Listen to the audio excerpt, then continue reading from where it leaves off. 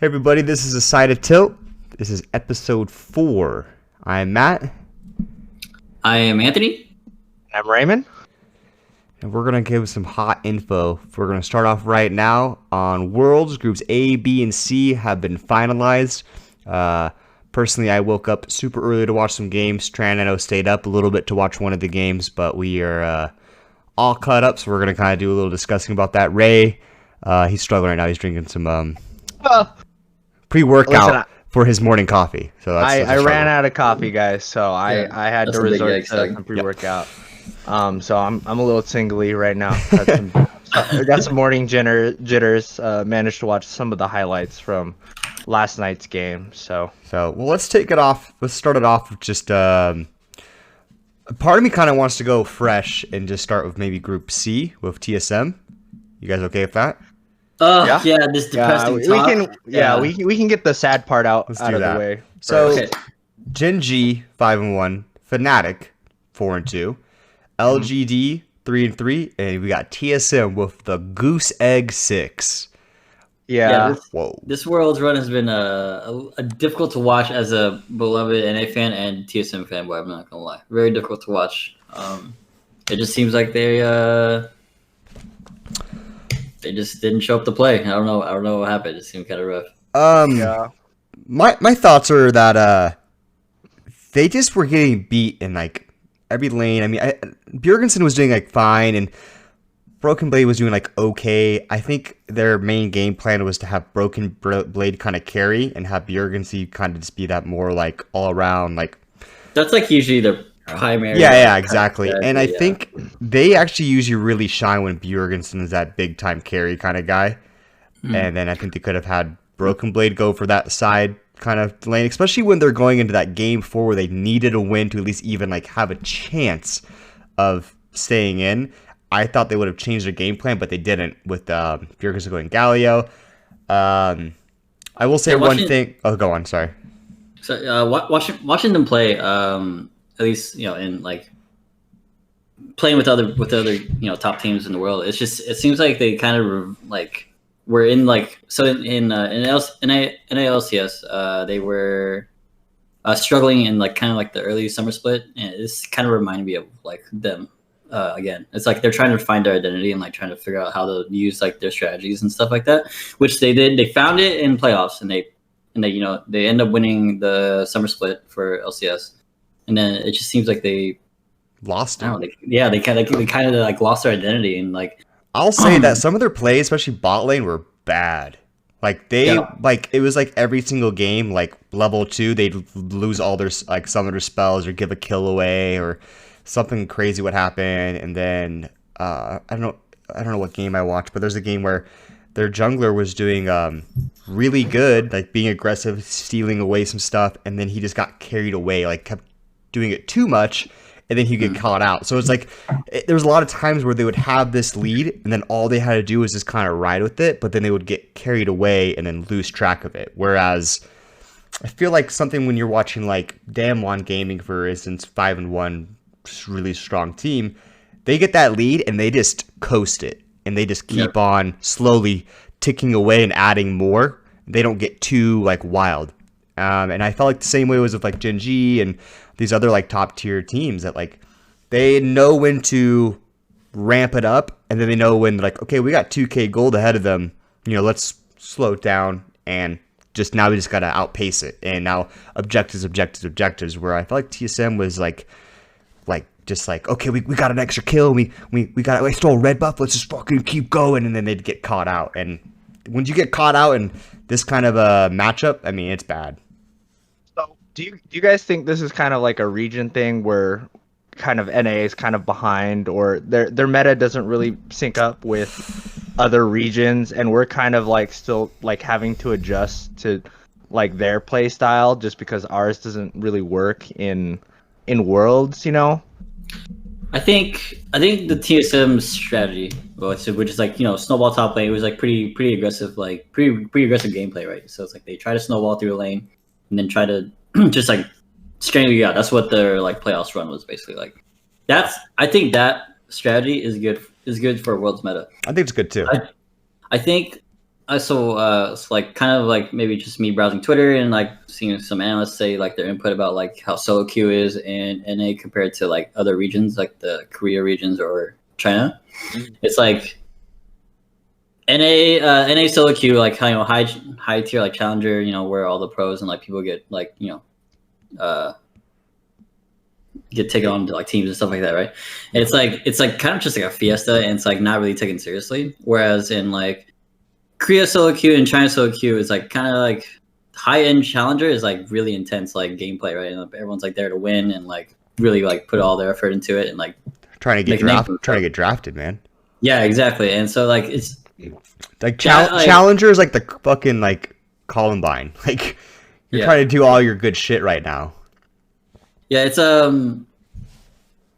this just on that perspective on itself, it just seems like the environment in which like solo queue is like seems a lot stronger than other regions, and plus the ping difference is also kind of intense because like I think no matter where you are, it's like basically 50 or like 50 ping in NA, and like Korea and China like sitting on like 9 ping, which like is like drastically different. You can do so much, you can react to so much more stuff with that low ping. I think one thing too is that I don't know if it's necessarily an NA thing because NA and EU has always been very competitive and very close, at least over the years.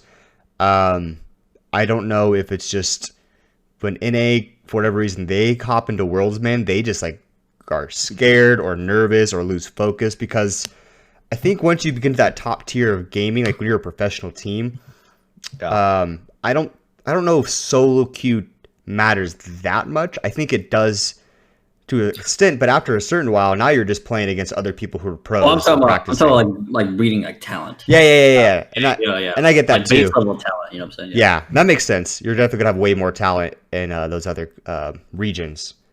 Specific for that, I also think that. But when we talking just about those teams like FlyQuest, TL, C9, they always just crumble. They do so good. They'll the mid-season MSI, they'll do really good or whatever. It's really competitive. And then they just go into freaking Worlds and just crumble every single time. I feel like Team Liquid did really good. I feel like they fell off and they were so close. But like TSM 0-6 is bad, man. I mean, like, and when I was watching the games, it was like 10 minutes in, you're like, oh, this is over. You weren't even like, oh, this is really good. Like, I think I watched, what was the last game I just watched? I think it was Gen G and LGD was the game 2. And I was like, oh man, Gen G's really got this game. And then like 5 minutes more and it was like tied up. And then it was boom, Gen G back at it again, taking down the Nexus. LGD comes, wipes them up, pushes all the way back, takes both like 2 towers, inhib the Nexus towers, and then Gen G comes back, destroys him, and goes back and finally wins the game. It was like, whoa, like, so close, exciting, so close, and I felt like if TSM, like once they were behind, that was it. Yeah, and LGD was like 2K down, 3K down, and still were able to like make good plays. And I feel like TSM just unable to do that right now. That's kind of what I've seen with the NA teams is kind of when we're behind, it's probably gonna be an L. Like a lot of the games have been super decisive, like especially like TL just kind of crushing people. But when they start losing leads and getting dove, it just turns into a bloodbath, and it's a swift game. Yeah. For me, the hardest game to watch of the TSM through groups day 1 and day 2 for TSM was the last game of day 1 for them, which was them playing against LGD, and they were they knew what they had to do. They were trying to do their strategy, whether it was just like snowball top lane and like be really aggressive and play. But they just seemed so off. Like they had their idea, they just couldn't execute properly, and it was like mechanical outplays. You know, it's like stuff like that you would work on like personally, right? To like make sure you hit your combos, stuff like that. And Bjergsen was whiffing stuff, and it's like you never. It's like it's so hard for me to watch because like when you watch them play other like NA teams, they don't do that. They don't do that. They're clean, they're crisp. Yeah, it's so hard to watch because I feel like I know they can be good. They just like either they get like mental boom or something, and they just can't. One thing too, I feel like going into every single game with the same game plan of snowball top. I mean, like it's not like the other teams don't know what you're doing, so they could try to counteract that. I think you got to be a little bit more. You know, you got to come up with plays. You got to come up with an actual like game plan. Like, okay, hey, we're gonna, you know. You can't just come in like we're going to snowball top lane and go from there, because what if that doesn't really work out this game? You got to switch it up, and I think they were like so tunnel vision on that one thing. That was one thing that they talked about before Game 4 was that like, or actually it was Game 5 because they were out. So they're like, okay, now they can do something else. And then it was this time it was Bjergsen actually going for carry, and they're like, oh, and they actually did pretty well. They still lost the game, but the game went way better than most of the other games. And that Freak was saying like, oh yeah, look, now they like tried something else and it's working. I think, dude, 4 games and it didn't work out. Like, you know, shit, you should have after maybe 1 or 2 games been like, let's try something else. Game 3, let's mix it up. I feel like when I'm watching other teams, I'm not seeing the same playstyle every single time. I mean, it's tough because there's a big like change between like the lower tier teams and the top tier teams. Like when you watch Damwon play like another team, it's like it's tough to say what their strategy is because every lane just wrecks. It's just like top is winning, mid's winning, bots winning. So it's like, was their game plan just a wreck shop? I mean, like probably not. You don't go up like, okay, guys, we're just going to win every lane and win the game. I'm sure they have some sort of game plan, but it changes, and I think they also changed to how the game's progressing. So do you guys think TSM leans too hard on Bjerg and their top laner, and they don't have, I guess, necessarily like the star talent in the other lane to lean on those players? I don't know. Doublelift's good. Bjergsen's is good, and so is Broken Blade. I think it's like a coaching thing. I was particularly disappointed in pretty much TSM's bot lane. Pretty much Biofrost, I don't think did great. I think he had some big fuck ups. Biofrost got gapped this world for sure. Yeah, it's just what it is. And unfortunately, when you're in worlds and your double lift and your support is doing pretty bad, I mean, it's also going to reflect on you. There's only so much you can do. That's the tough thing with bot lane is, it's going to be tough for double lift to carry a game when your support's not doing great. And I think Biofrost is good. I just think he had a lot of missteps that like resulted in blowing all your summoner spells like almost every single match level 2. It's like, well, dude, now you just screwed yourself. You're opening yourself up for a tower dive. You're opening yourself up for just to get aggressively pushed hard. And then when your bot lane's getting, demolished, your jungler is going to have to, instead of doing what you wanted to do, was go top lane and snowball that. You got to go down and help a little bit and counter gank. It changes the whole dynamic of whatever you're trying to do as well. Yeah, the whole perspective on Doublelift is he's an insane player, and he, in lane he's like good. He'll like, if you fuck up, he'll stomp you, right? But the problem is, I think at least this year, maybe it's because of the meta or whatever, I feel like Doublelift hasn't had that like Doublelift and Biofrost in lane. It's just like kind of a meme. It's just like they're just there, right? They don't like go in there top. They don't like. It seems that's kind of like their job is to play weak side, but at the same time, like you gotta have somebody. They're playing very weak side, right? They don't have like initiative or anything. Like you gotta have some moments and contribute to like the kills and push your lane. Try to make a play for yourself, right? Yeah, Doublelift on TL compared to Doublelift on TSM is like vastly different. I feel like Doublelift on TL was like Liquid. You had Court JJ protecting this baby. I know, that's what I'm saying. I think a good. I mean, Sneaky is a good example. He's one of the best ADCs in NA, but he still has a really good support. It's a duo when you're down there. It's not just one person. It's not, and that's the issue. Is like, I think when you're doing solo queue, like if you're I'm a Cutie Pie, you can wreck shop with a shitty support because you're playing against 2 people who aren't you know, on comms, on mics. They're just random, so you can do it. But when you're like playing the dynamic duo against another one, like you both of you guys have to be on par, and I feel like he doesn't have that with Battlefrost.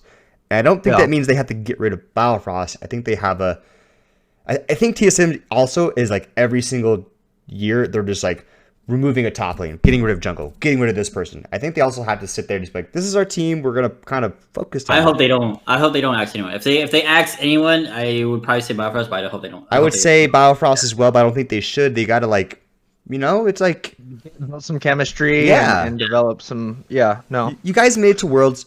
You have a good team. Do another year of trying to get some chemistry. I think TSM will do the right, because the last time they tried to do this, they got rid of double lifts, right? And then the whole shit show of the last 2 years has been happening. So, well, they got rid of double lift, and then they got rid of their top lane, and then they got rid of their jungle, then they got rid of their jungler again. It was like, what is happening? I hope they learned. I hope from I hope they learned from the last time that, like, you know, at least regional dominance is a start, and not to axe everyone just because they have a poor Worlds performance. Yeah, and I hope they build on like what they already have. Yeah, I agree. Yeah, well, I mean, I like TSM, and I'm rooting for FlyQuest right now because TL's out, and so is TSM. Our last hope. I'm an NA boy, so it's our last hope. But well, let's they need a miracle. Yeah. Well, I mean, FlyQuest can still do it. I mean, it looks like Top Esports 3-0 is probably going to go for it.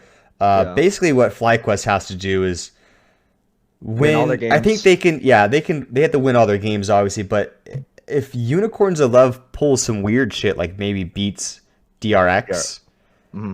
FlyQuest could pull off a potential 3-3 and still maybe get into it.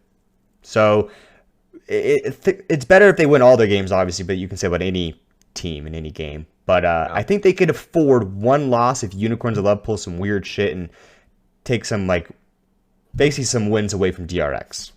And then you can have like a tiebreaker game, which would be cool. FlyQuest. Okay, so we're just talking about Group B briefly before we talk about the other groups. I do want to go back to Group C though. I want to know you guys' opinion. Looking at just the teams in Group C, did we ever believe that TSM was gonna make it out of this group though? I think if TSM was playing like they should have been playing, they would have had a chance. I wouldn't say it was definitive. But like them beating LGD, I feel like Gen G was like a given in this group. So it's kind of between the three teams, but Fnatic really good. Yeah, they beat spicy, man. Fnatic beat Gen G. I mean that was their only loss. So they look really good. I can't say it would have been definitive, but I definitely think TSM could have made it a lot more competitive. They could at least made not fucking 0-6. Jesus Christ. That goose egg. Yeah, that's bad, man. That was I just wanted to see your opinions on Group C because that did look like a tough group for TSM. No, it is a tough group. But at the end of the day, you're going to Worlds, baby. You got to beat all these guys anyways. So yeah. You know. I mean, TSM did make a record, right? It was they're the first #1 seed team to go. So that's some records. Not very good records. That is a record TSM would hold, though. Okay, so kill myself. Got it. Alright, we can talk about Group D real quick. Just Group D is not playing until tonight, so we don't know the results of that group, obviously. Correct. Looking at Top Esports, tournament favorites 3-0 in the group for now. Probably gonna get out of the group because they're insane. FlyQuest has it in their own hands right now. If they win out the games, I think they. Yeah, if FlyQuest goes if they go a solid 4-2, I mean they'll be in, and that's good. Yeah, they'll be because that means they'll be tiebreakers. So they have it in their hands. If they're insane, they're like popping off. They have it in their hands to move on. But Dragon X is insane. Unicorns is like one of those teams that can put up upsets real quick because they do some insane shit. Yes. Yeah. So. If FlyQuest loses to Unicorns of Love, it's over. It's pretty much. It's gonna be hard. They need a lot of teams to lose, and a lot of stuff out of their control, which is not. But it'll be exciting. Yeah. So I'm excited to see what happens tomorrow morning. We're recording this on a Saturday morning, by the way, so that's why we just saw Group C and Group D. We won't know until Sunday's over. So basically, either FlyQuest or Unicorns of Love have to beat Dragon X in order for FlyQuest to even have a chance. So. Yes. And Top Esports is looking like favorite because they stomped it. Yeah. Group B or A? What does it matter? I mean, let's do Group B real quick. Damwon Gaming. I mean, those guys are savages. Yeah. Insane. I think we all had Damwon moving on. Yeah, I think they lost to JD Gaming, who is the second place in Group B. So I mean, and JD Gaming is also a very strong team. I felt like Group B was overall pretty solid. Rogue wasn't like getting demolished. The games I watched, they were pretty close, and then they would just lose. It wasn't like stomp. Yeah, they were getting stomped every game. It was pretty close. Even against Damwon, they had a relatively close-ish game. I mean, Damwon pretty much demolished. I think Damwon lost their last game, which I guess was against JD. And I don't think they really cared, considering they were first seed no matter what. So they don't have to like go. They could like try something fun to see how it works. Yeah. Rogue did have a game against Talon where they went. What was it? 16-0. Oh, this is the first game, which made Rogue look really good, and then they did look. I was like, Rogue looks solid, man. They didn't die. They lost one tower against PSG, and then I guess that was just kind of a fluke. Or and they PSG took straight L's afterwards. Yeah, PSG was just kind of or had a bad game. I don't know, but yeah, that game was. Yeah, I mean, this group was definitely going to be a rough one for PSG and Rogue. I mean, Damwon and JD are just so heavily favored over them. It's like. Yeah, I think Group A and Group B were kind of had more definitive favorites. Well, I guess Group C kind of has Gen G, but I think like Suning and G2 Esports were kind of givens, and Damwon and JD Gaming were also kind of givens in those groups. Yeah, I would say Group B turned out to be just like how everyone would think it would be. I don't think there were too many surprises. And I guess next up will be Group A with Suning first, G2 Esports second, and I thought this was the most competitive of all the groups so far.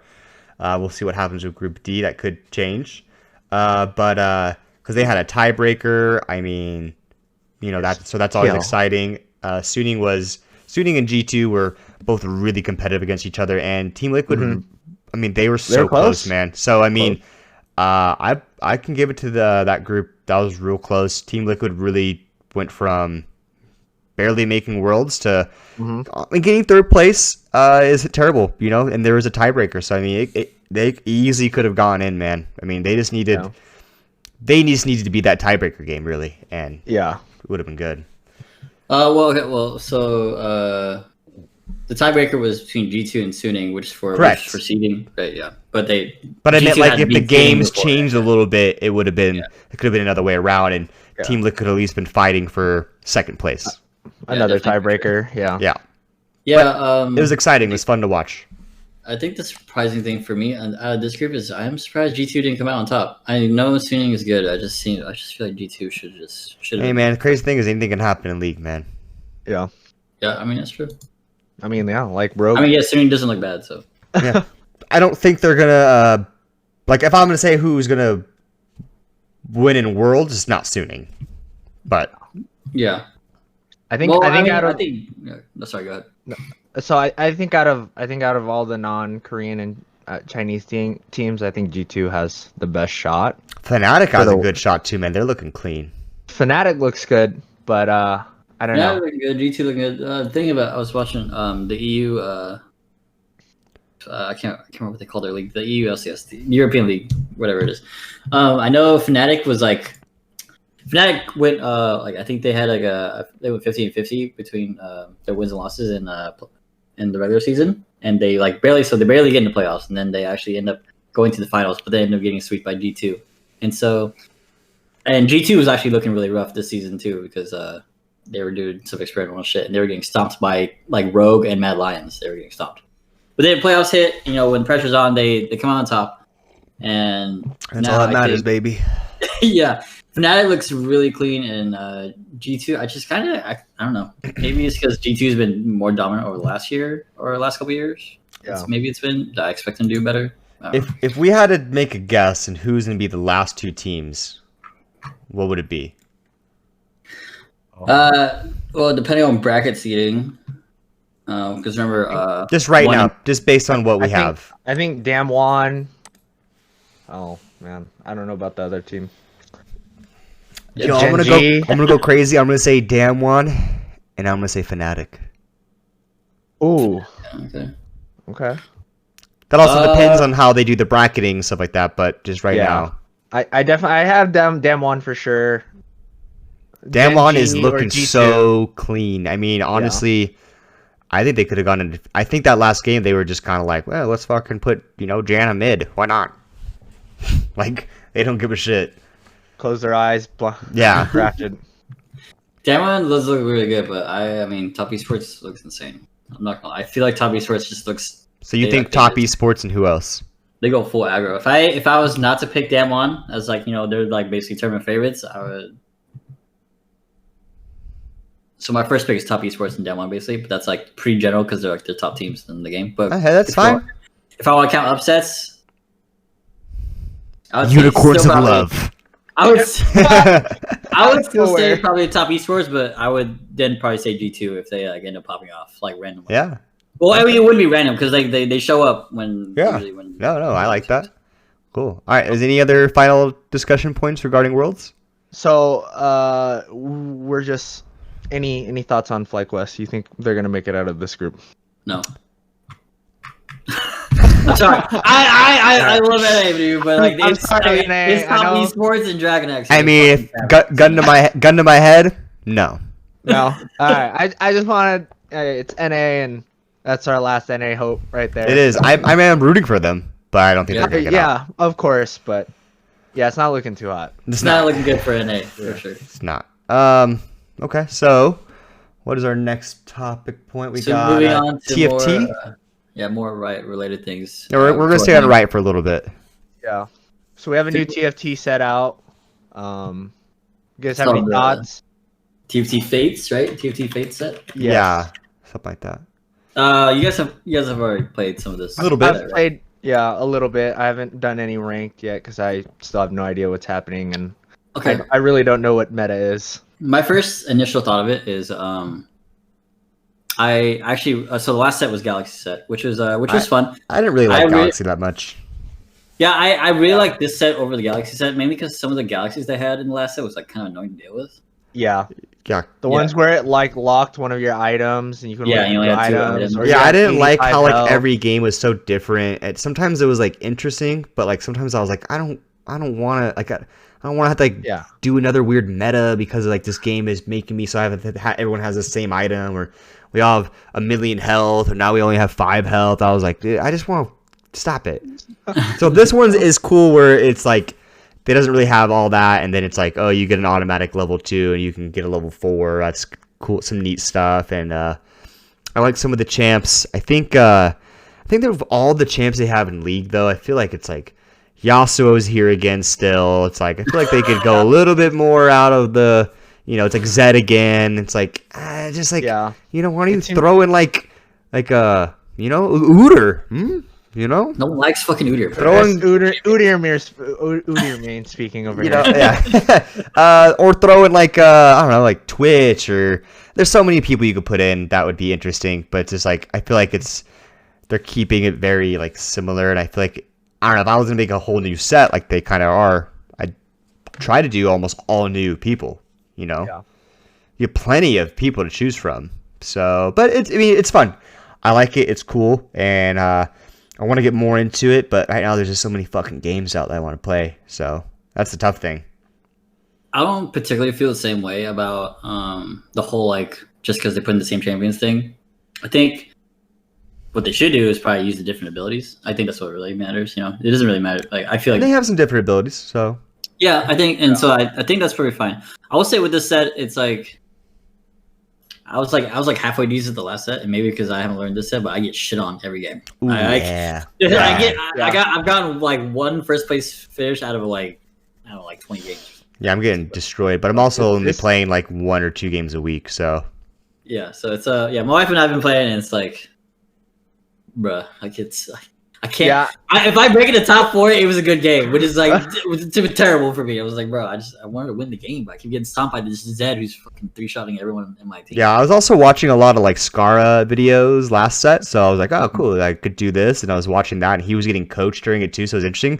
But now they're just doing Among Us videos, which I love. I'm watching all those every single day, but doesn't help me get better at TFT. Also, I'm not playing TFT as much either. I was playing TFT every day last set. I'm not playing TFT every day this set. Now, dude, I'm like switching between like Baldur's Gate 3 and Star Wars Squadrons, and then I'm also like, and I'm playing a little bit of Runeterra, which we're going to get into as well. But like I'm not like focusing on one game, which I mean, if you want to like rank and be good at a game, you got to kind of focus on one game. I feel like so. Yeah. That's kind of good and bad, like, I think. But I'm a variety gamer, baby. There's no way. He's never gonna be bored.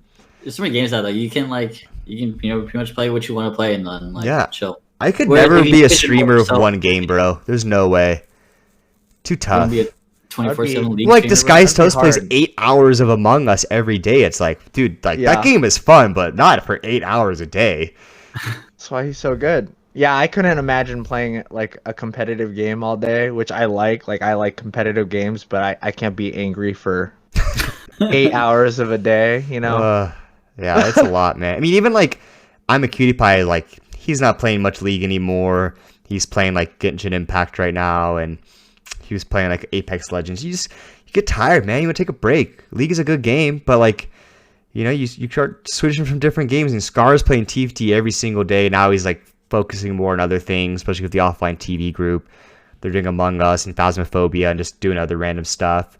I mean, you just get tired. I mean, I think one thing is that like, you know, you get 20,000 viewers every single day. Like, I mean, Cutie Pie had 24,000 viewers every morning watching them play League. And I think that you're making a lot of money doing that, a lot of revenue. And, you know, it helped him get to more than 1 million subscribers on YouTube. It's really good. I think after a while, you're like, fuck, man, I just want to do something else. But you know that as soon as you switch, your viewers are going to drop. And classic examples, Trick2G. That guy was very entertaining, had all the like sub wars and all these crazy things going on, was having like 20,000 viewers every time he made a new threshold in his sub count. He'd have some crazy event where he streamed for 24 hours and there's cheerleaders next to him, and you know. And then eventually he's like, I'm tired of League. And viewer count is now, actually his viewer count went down to like 1,000, maybe even less than that for a good chunk of time. Now it's back up to like 3,000, which is good. You can definitely make a living and be respectful off that. I'm a Cutie Pie.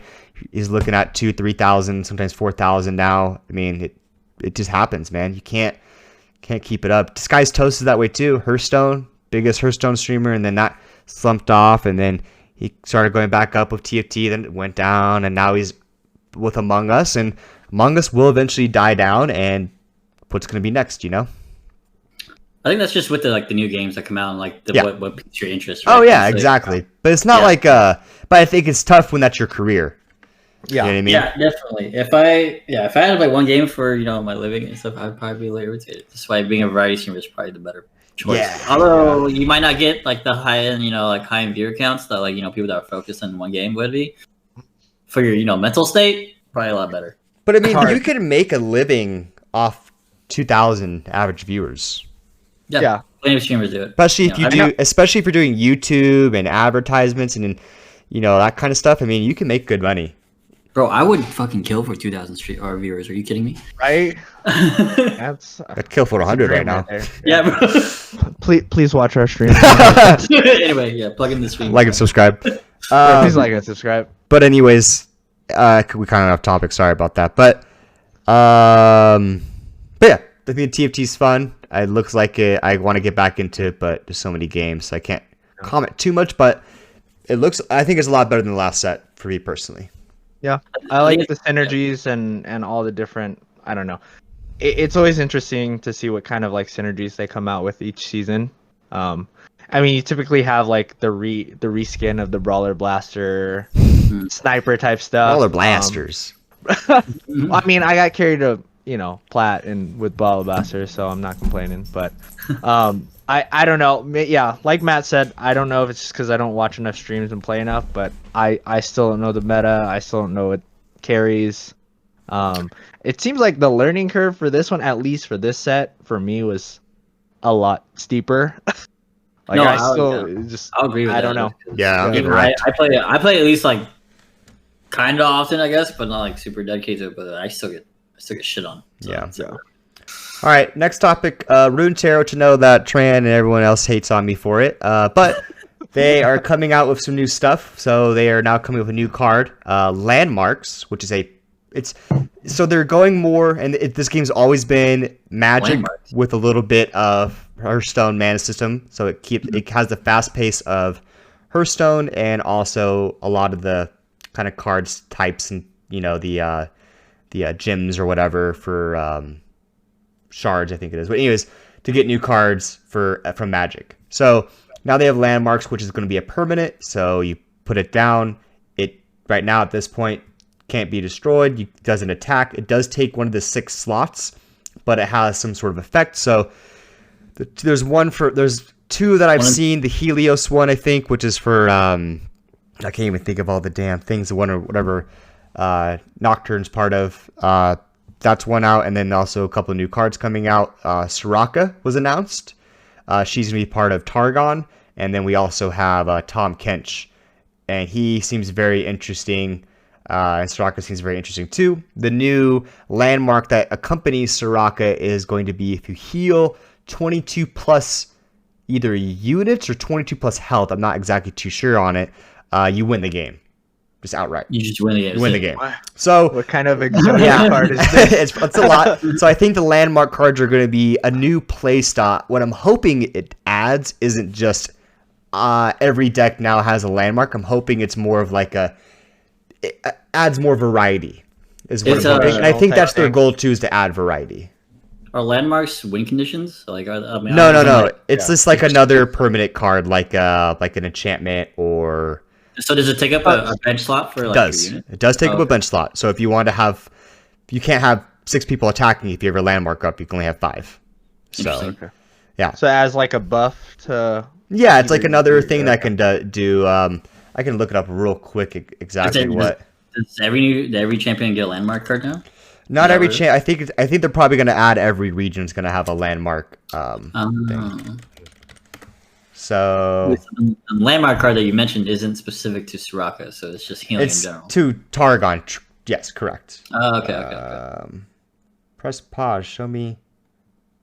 The fuck? Get out of here. Oh my god.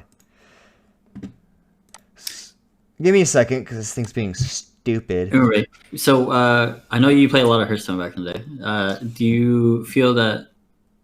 Did you like Runeterra better than Hearthstone, or did you like Hearthstone better than Runeterra? He's in the middle of it. I'm talking to you. Oh, you're talking to me. Yeah, I'm talking to you. I'm so sorry. I thought you were talking to Matt. I didn't play a lot of Runeterra, to be honest, but I actually do prefer Hearthstone. Mm-hmm. Maybe it's just because I don't understand Runeterra as much. So it's like one of those things where like I don't know it. Yeah. But it's weird because I think I played League a little bit more than WoW, which is not a lot for either one. So I know like the characters better and like kind of like the cards. Than compared to like Hearthstone. Yeah, like I don't know any of like the Hearthstone card lore and anything like that. But I did play it more. I played ranked and like arena and stuff. So I think overall, just from an experience point, I think I preferred Hearthstone, and I probably still do. So I also played Hearthstone. Okay, go ahead. Sorry, I got the cards up. Sorry. Vaults of Helia. So that is a landmark. Round start, kill your most expensive ally to summon an ally from your deck that costs 1 more. So that's like a good, like, kind of ramping. Yep. Really get up to a very strong character. For Freljord, we have the Howling Abyss. Round start, create in hand a random level 2 champion that's not in your hand, deck, or play. So that's kind of interesting. You get like a 3rd champ almost. You get some crazy shit going on. Yeah, I guess. Yeah. And then we got new cards. We got the Slaughter Docks, toss 1, so more tossing, which is good. That's going to help with the Nautilus Deep deck. We have another Targon landmark.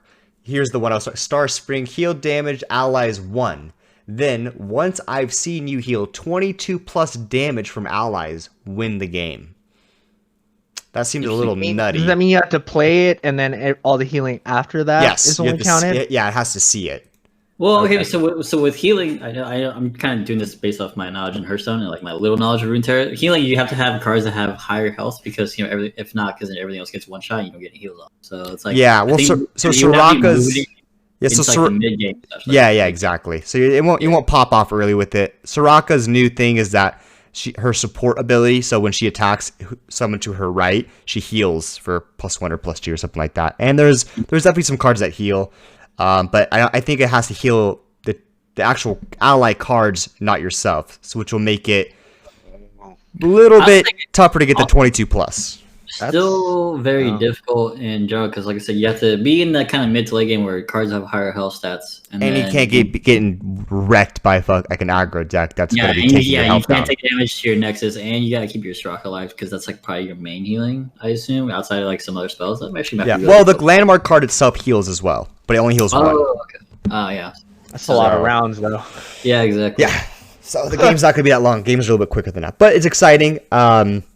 That they're adding more landmarks, so more variety to deck building, stuff like that. Everyone likes that. That's the prime thing about card games is you want more variety. That was one thing I felt like early Runeterra was lacking, which it's a brand new game, so it makes sense. Not too many cards. It's becoming a lot more variety.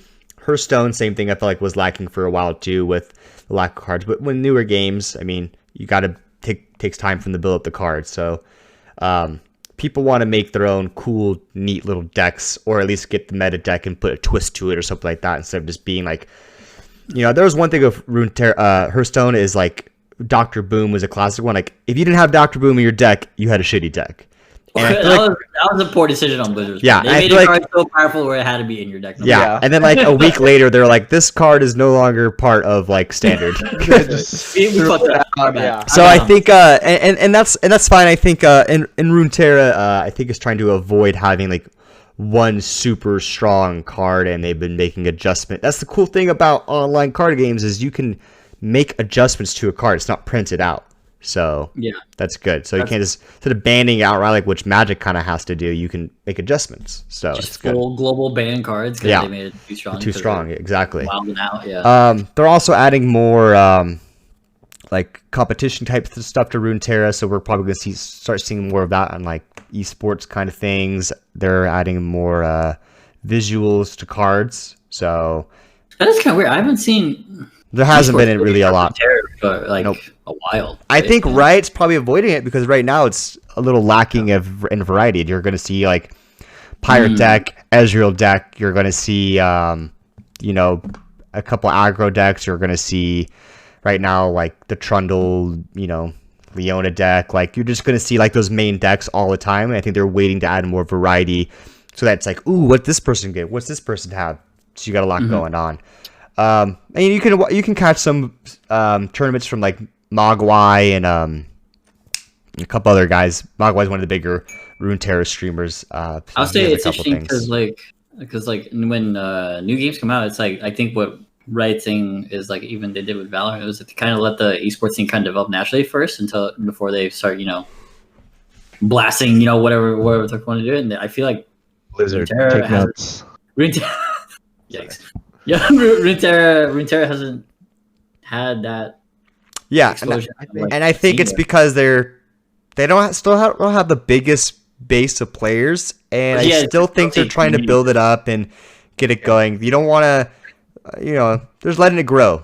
The new card game, they got to get more cards out before they start making a fun variety kind of, Yeah, because as we saw with Overwatch, you can't force an esports scene. I'm so sorry. I just want to speak up. Listen, I loved Overwatch, and the destruction and implosion of the competitive scene was one of the saddest thing I've ever seen. That game had so much potential. Yeah, they fucked that up.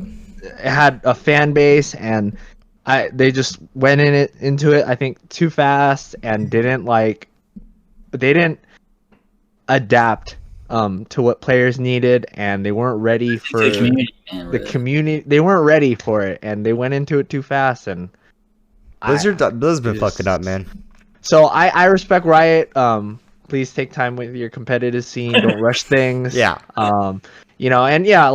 Let things grow and blossom. Game. Let it mature. Let meta develop. New cards come out. Let the base, grow. And let the base decide when it's time for it to become competitive. Yes.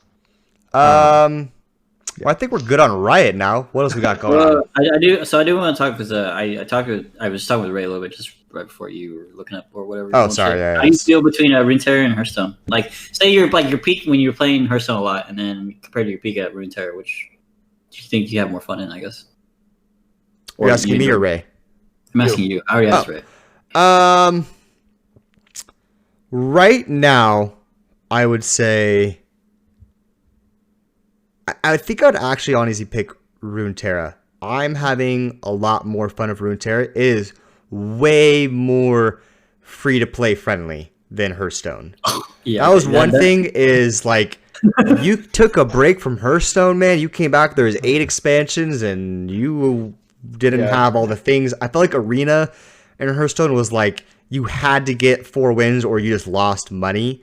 Whereas in Runeterra, you have no wins and you at least get something still, and it can be like cards, it can be shards and all that stuff. Lots of quests and stuff like that to help you get more cards. You can easily get all the cards in Runeterra without spending a dime. That being said, I spent plenty of money in that game, but that's my choice. But you can get them, and that's one thing the community always talks about is how much easier it is to get the cards. And that was one thing of Hearthstone. I was like, I felt like I had to play so much to try to get like stuff to get like a card, and then you'd open up a pack and then you're like, cool, now I'm disenchant this and that, and it just became like, it was like unfair. Like disenchanting a card in Hearthstone was like trying to sell a game at GameStop. They're like, oh, this game came out yesterday, best we could do is 10 cents, bro. 5 dust, here you go. Can I craft anything? They're like, what? Nope. It's a shiny Alex Straza. What do you mean? Yeah 10 shards. No. Yeah, Hearthstone not very friendly to your wallet or new players, unfortunately. And like they kept coming out with expansions. I was like, fucking A, and they're like $30. I'm like, all right, like, bruh, stop. $30 for like 5 packs. I've definitely dropped. I've definitely dropped the $90 bundle a couple times. So yeah, it's fine. Yeah, they're wild. I think Runeterra has a lot more to offer, and being so new already, they have it's such a wide variety of things going on. So I'm very excited for the future of Runeterra. For myself, I think I will actually play. So I actually really like Runeterra now, as in like, if I didn't play either Hearthstone or Runeterra, I would probably pick Runeterra, mainly because I think it's a lot more. There's just more stuff to it, as in like you have more gameplay mechanics, and not just. While I really did enjoy Hearthstone because it's probably a simpler, and if I had to pick one, I probably would say Hearthstone. Honestly, I enjoyed more, mainly because it's just. You also played that game way more. You've barely played any Runeterra. I mean, yeah, that's true. But like I said, if I didn't play Hearthstone, I'd probably prefer Runeterra, mainly because there's a lot more to it, and there's a lot more strategy that comes into it. Yeah. And I know for a fact, to be good at Runeterra, you definitely probably have to invest some time to figure it out, rather than like Hearthstone, where like you just pick up an aggro deck and just base roll your way to whatever. Yeah. No, I agree with that. All right, cool. What's our next topic, Tran? I think moving on, the next one we're talking about is probably the next Mario Kart. Yeah. We can take that real quick. Ray, hit that off. I don't really know your thoughts. So I feel very opinion because I think on the last podcast, I think I mentioned Mario Kart being one of the first games I played, and I really enjoy Mario Kart. But I'm sorry, Nintendo. I just don't think this game's gonna be good, man. It just looks bad. Trash. And for reference, this Mario Kart is kind of like not a virtual reality, but you essentially set up your own course. You buy the kit, which is I think $100, comes with like your own like cardboard race car that has like a camera kind of behind your character, and then it comes with kind of like these stands or flags that you kind of set up in a room. Like, you make your own track in your own house, basically. It's a very gimmicky thing. Yeah. So you drive your car using your Switch, and the perspective is from that camera from like behind you, which is a very different perspective than Mario Kart because typically it's 3D. So you won't be able to see like the item you have. You can't typically in Mario Kart games you can kind of drag like the banana or shell behind you. Can't do that in this game. So just make sure are we talking about Mario Kart Live? Yes. Yes. Yes. Okay. Yes. Trash. Mario Kart trash.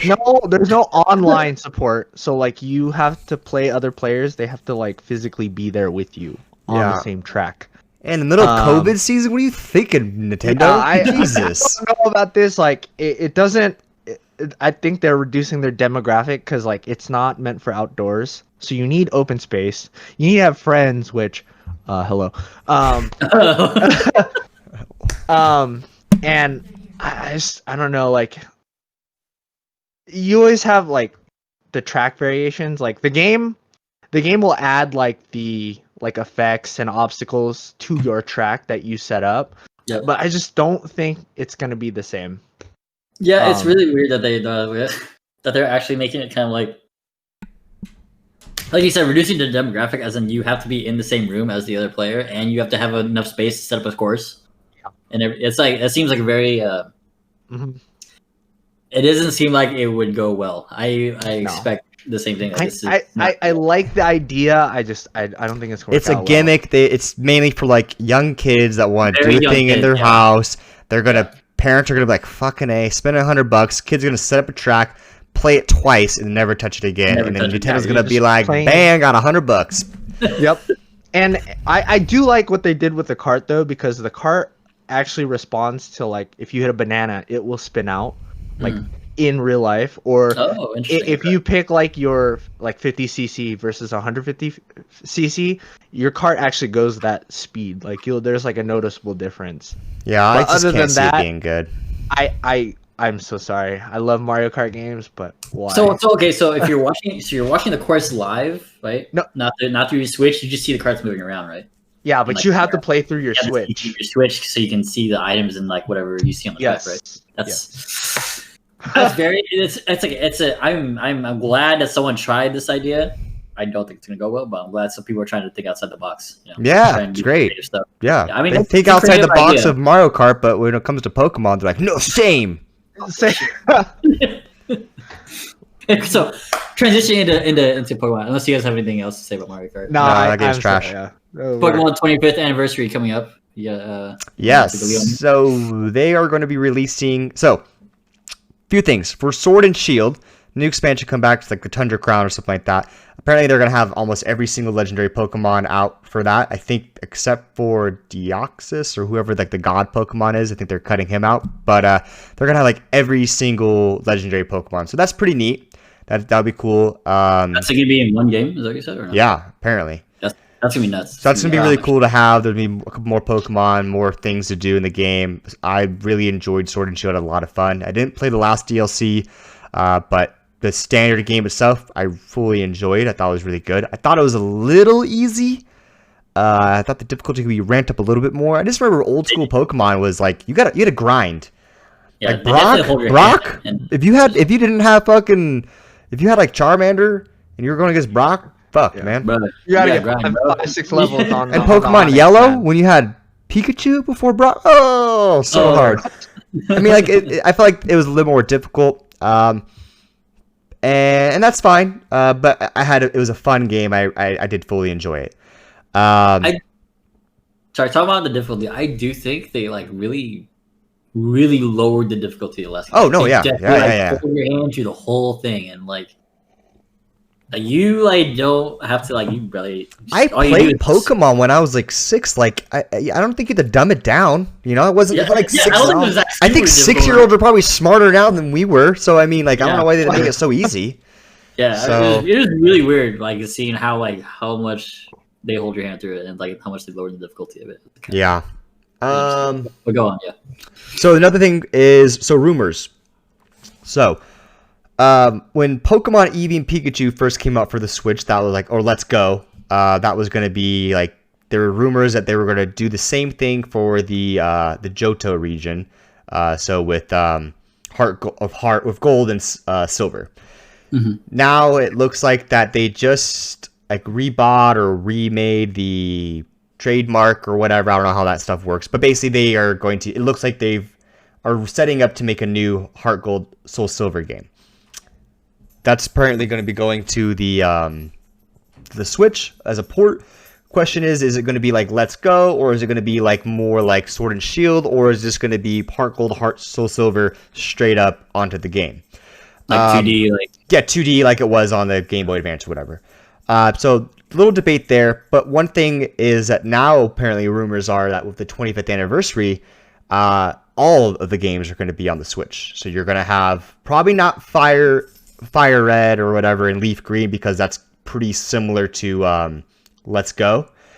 Same Pokemon and everything, but like Black and White, Sun and Moon, I think they're going to have Emerald and Ruby or Sapphire, whatever it was. So it looks like all the games are transitioning onto the Switch. Now, from what I was reading, is the 2D ones, the ones that are just going to be straight up ported, are Sun and Moon, Black and White, Ruby, and Sapphire.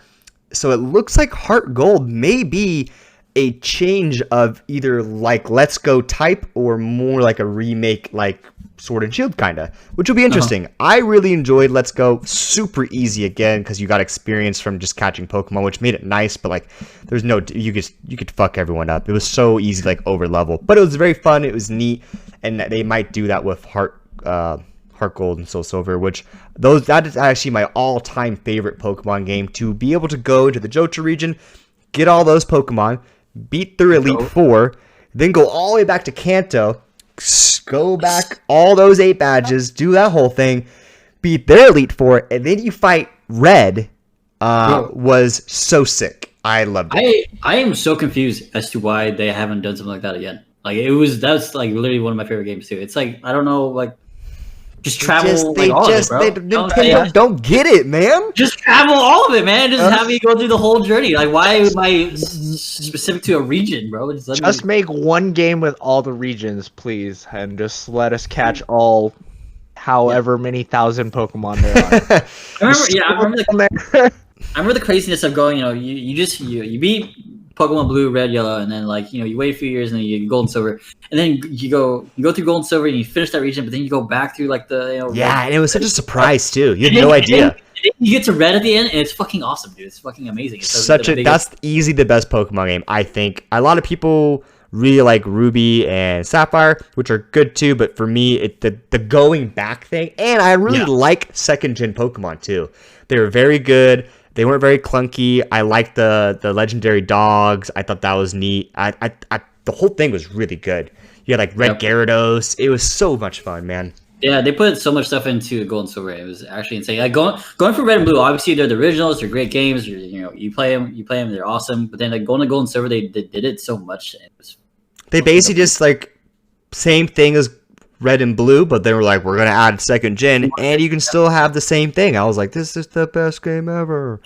Yeah, so super dope. I'm surprised they haven't gone back to that stuff. Yeah, I'm pretty surprised too. We'll see what the future of Pokemon has, because now I think with having the Switch as a port, way more powerful. I don't think they're ever gonna go back to having like a Game Boy anymore. I think the portable system's what they're doing. They're coming up with Switch Pro now, so it should be more powerful. So with more power, they should be able to do more stuff with their games, and I'm curious to see what direction they go. Hopefully I think they need to up a little bit of difficulty, and you gotta reach out a little bit further. I don't think they have to go strictly to like the lower like age group demographic. They can go out. Like, we are. Fuck, I'm almost 30, man. I want to play some Nintendo games. We grew up with Pokemon, and we're gonna stick with Pokemon. Yeah, right? So like they can make any game. I'm gonna buy it and play it. Just you don't have to make it just ridiculously easy. So, but we'll see what happens. I'm excited for Nintendo. I like that now they're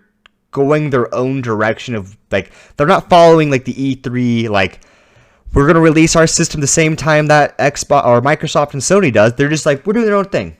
We have our own directs. We have our own things. We're going to drop it whenever we want. And I think that's a smarter direction to go because they really fell after GameCube, man. They really fell off coming up against what they're trying to, who they're trying to appeal to and stuff like that. It's probably the best direction for them. And I think it's worked out well. So, but I think that's kind of all I wanted to do with Pokemon. So we're excited for Pokemon Gold and Silver, and I'm excited to see what the 25th anniversary will happen. Mario Kart looks sus. Basura? Yeah. Yeah. What else we got going on? Let's see. So I have played some more Star Wars Squadrons. Very fun game. Highly recommend it. I've been playing on Veteran. I'm getting my ass beat. I know probably think people who hear this and are playing on like about difficulty, it's even harder than that. Which I don't even know what it is. God mode, I guess. I don't fucking know. Probably think I'm a weeb, but like, fuck it, hey man. It's like, just like fly my ship out there and I'm like dead. I'm like, what the fuck am I supposed to do, man?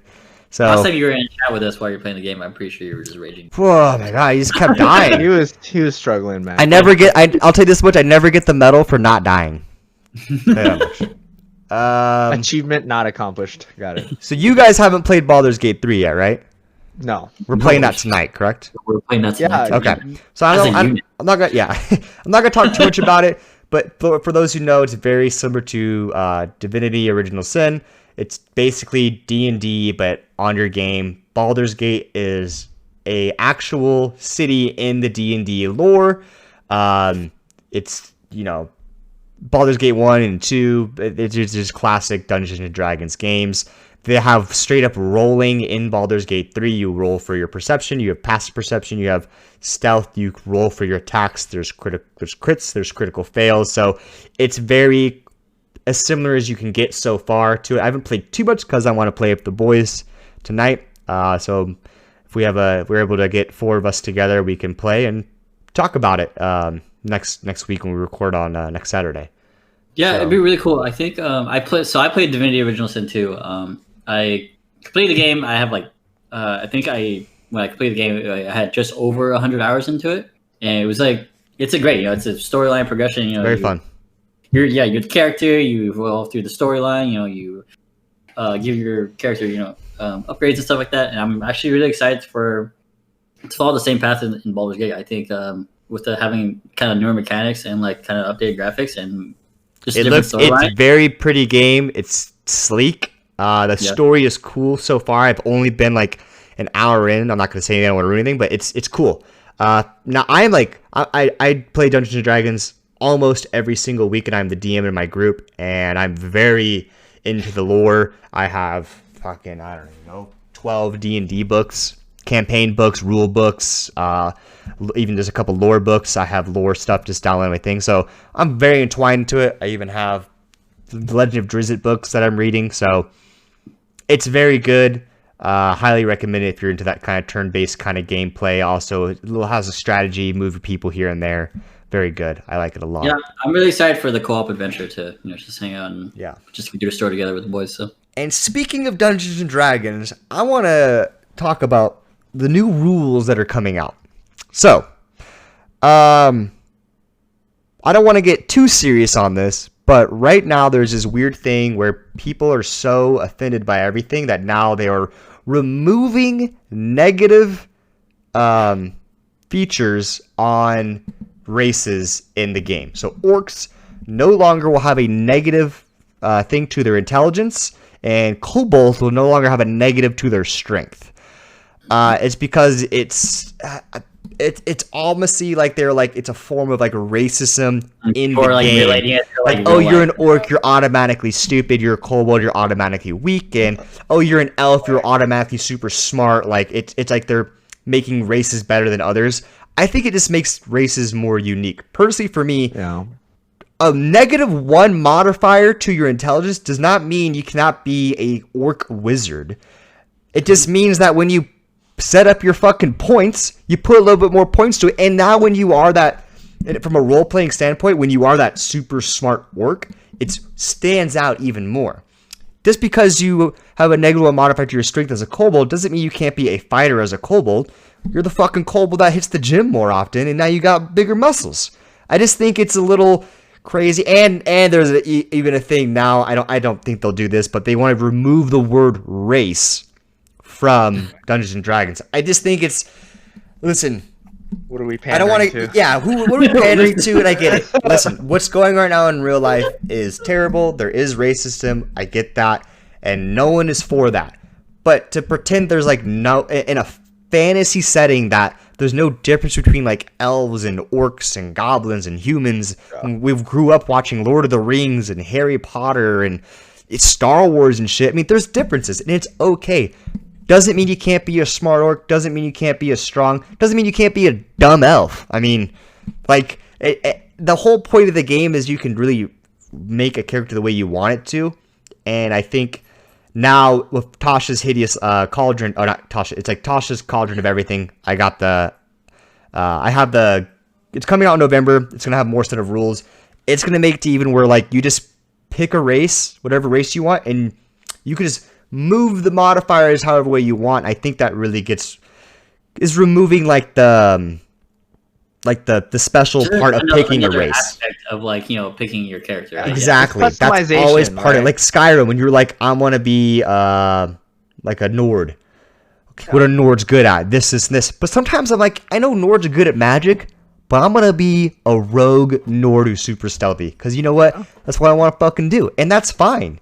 And it's cool because you can still do that. And then if you want to throw in a little bit of magic in, because Skyrim you can do whatever you want, like that, or Elder Scrolls you can do whatever you want. You can do that, and now you're a little bit better at that. You can be a really cool, stealthy Nord who's got a little magic going on too.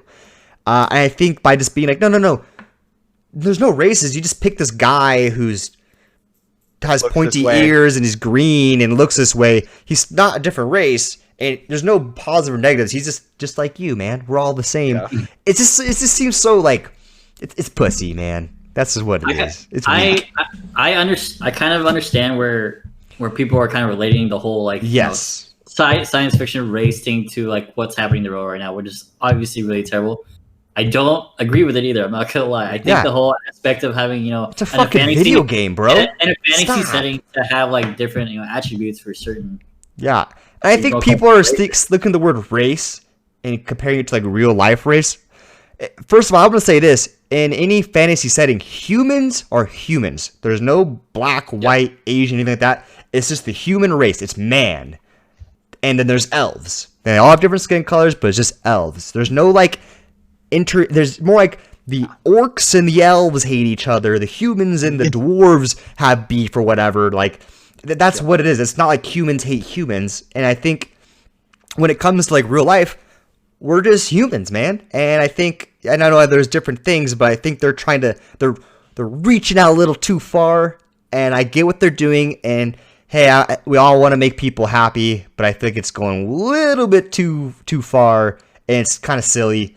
The good thing about D&D is I can do whatever fucking rules I want. So if you're playing D&D with me and I'm the DM, orcs are stupid and kobolds are weak. All right. Yeah, you heard it first. I think in fantasy setting, it's silly. Kind of, it's unnecessary. Yeah. You know, now we're bringing real world stuff into. Yeah, I want to escape this. Like, I play D&D and games to escape reality. I don't want to bring it in here because everyone's being a weirdo about it. And I'm in part of lots of Dungeons and Dragons groups on Facebook and stuff, and no one's like cool about it. So I don't know who the fuck is weebing so hard. Complaining, that the people who made the game were like, okay, let's do this. So yeah, it's just pandering. It's weak. Kind of weird. I think. Yeah, and if the emergence of Dungeons and Dragons is bigger than it has been probably since like the fucking 80s, honestly, they don't have to do that to get more people. I mean, with what Critical Role has done, like Matt Mercer and that crew of voice actors has brought so much to the table for the game. There's so many more Facebook groups, there's Reddit things, subreddits on it now, and all these new campaigns that are really good coming out. They don't have to do that. And the whole point of D&D is, if you want to make this, go and make it, man. Like, have fun. That's the whole point of it. You can do whatever the fuck you want. You know? Gotta roll for it sometimes, but you can do whatever you want. You know? So, I just want to touch on that. Another thing is Icewind Dale, new campaign say that came out. It's like horror-esque. Very cool, up in the northern part past the spine of the world. Very cool. I read a little bit on it. And I actually own the campaign setting itself. And might incorporate a little bit into my campaign. Who knows? If you're a part of my campaign, don't be surprised if you see some fucking Yetis.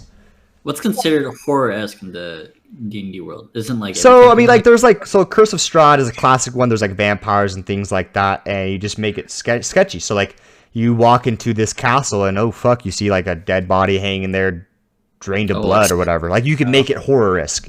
Okay. So that's what this game is supposed to be like. There's like some creepy creatures that like you're in the middle of this like godforsaken land in the Arctic, and maybe you'll stumble upon a body ripped in half that's been frozen. Who knows how long it's been there, because you're in the Arctic. Could have been there for years, could be there for a day.